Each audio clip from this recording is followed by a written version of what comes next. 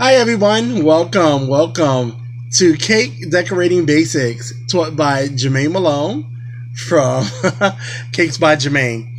We are finally coming to the end of lesson 1 and I'm going to go ahead and give you an update on what we need to do for lesson 2. So I've completed all the lessons already and basically this is the final part. So what I'm going to basically do is there's 2 more videos, this one and the one after that, and then that will be the last one for lesson 1. So what I'm going to go ahead and do is I'm going to combine and actually show you the striping bag, which was in the last video. So this is the bag that has all the striped colors and it has the tip number 104 on it. Tip 104 is the rose tip, and also for sweet peas and things of that nature. So I want to go ahead and show you and start you with the rose. I'm going to show you the base. I'm going to show you the rose bud and 3 petals. That's it. The base, the rose bud, and 3 petals. And that's where we're going to stop at as far as the rose is concerned. So we're going to go ahead and we're going to get a flower nail, either the metal nail that I told you about, or you can use the plastic one, either or. You're going to go ahead with medium pressure with either tip number 12 or tip number 20, one of the bigger round tips. You're going to go ahead and you're going to apply pressure.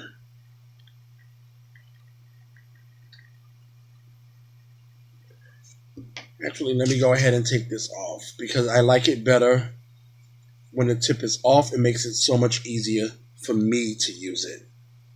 So you can also do it like this.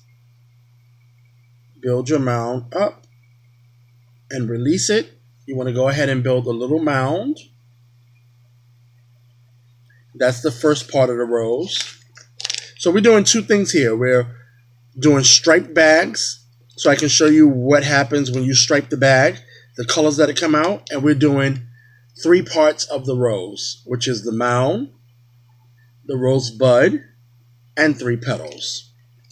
Okay? So you're going to hold. You're going to hold at a, depending on how you're turned, it's a little bit different again when you're doing a video versus somebody sitting in front of you. But you're holding it at a 45-degree angle, facing down into the buttercream itself, the tip. And with your fingers on the flower nail, you're going to spin it around and you're going to pull it down. See?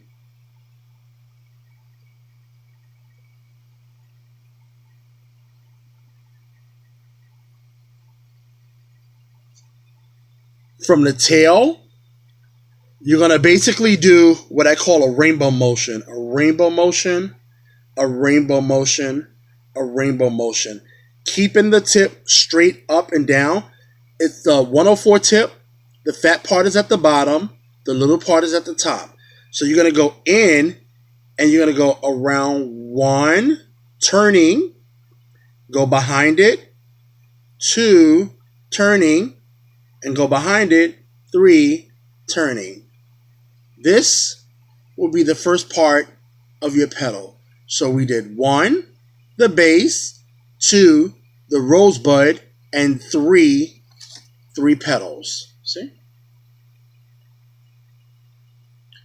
And as you can see, for striping purposes, you see the blue and the white on the inside of the bag.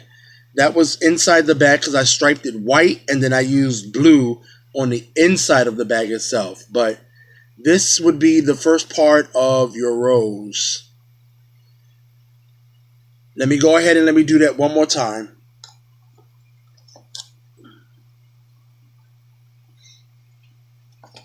Actually, I'm going to use blue this time. I'm going to use blue to set up. Okay. And I did the same thing. I build a mound.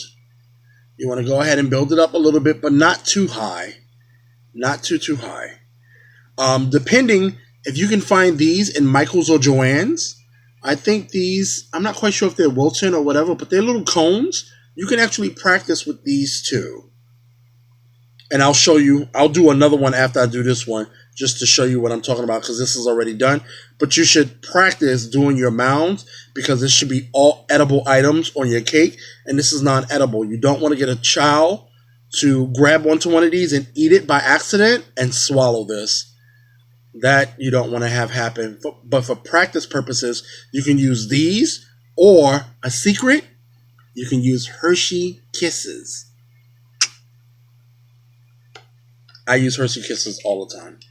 So, you want to go ahead at a 45-degree angle, start pushing the buttercream in, and start turning your flour nail around halfway through and pull down. See? You turn it around so you can see it. You see how it makes that rosebud? You see the rosebud in the middle? Now, right there where that little bow or that line is at, you're going to actually bring your tip down, and you're going to go up 1, go in the middle 2, and go in the middle 3. 1, 2, 3. See? Can you see that?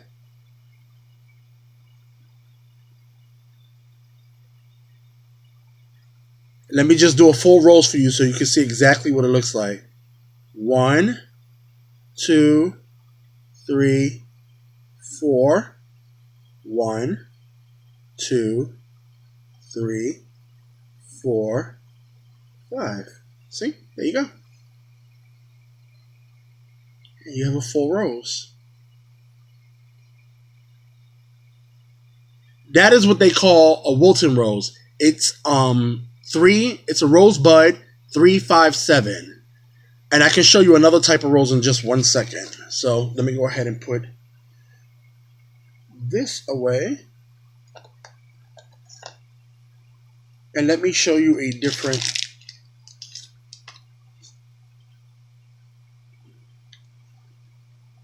type of rose.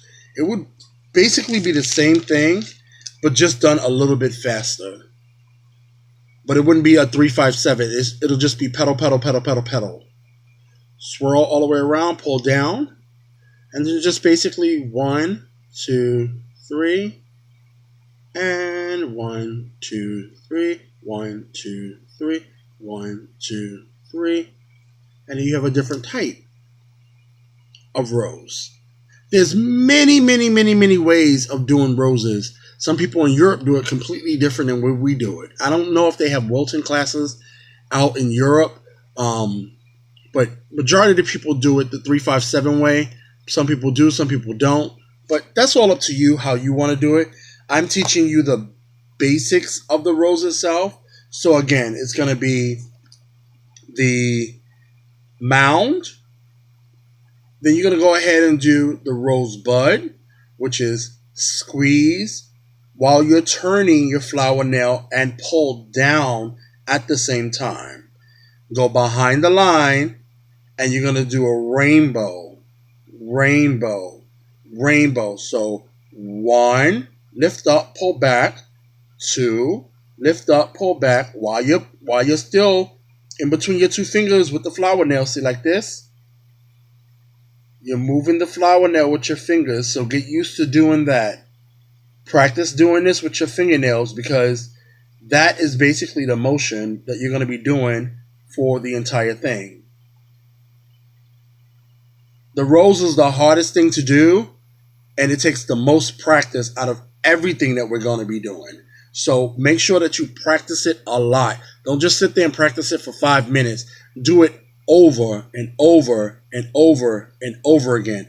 And you want to do it in a stiff to a medium consistency. Because again, the rose is the most prominent thing on a cake, but you want to make sure that it's really pretty and it's uniform straight across. Okay? So that will be that. So our next segment is going to be actually decorating the cake. So that's going to be the last part of this class, which is class 1. So just remember for class 2 that we're moving into, after the cake class, you're going to need a character cake pan. Woohoo! Either tip number 12, tip number 1621, or I recommend the triple star tip. This will help you to do the entire cake a lot faster. So I want to see a character cake. I don't really care what kind of character cake you do. It can be a butterfly, it can be a ball, it can be a basketball, it can be just a round cake if you wanted to. I want to see some type of creativity, but everything will be in a star tip for the character cake. Nothing other than buttercream to be used. Nothing other than either the triple star tips or the single star tip. And you can use whatever colors you want. You can either ice the sides and then do the top in your characters, or you can do the entire cake in stars. That will be completely up to you, okay? So that's going to be in class 2 at the end of the first class. We're going to do these cakes and then you're going to post them. Thank you very much for watching. I'll be back.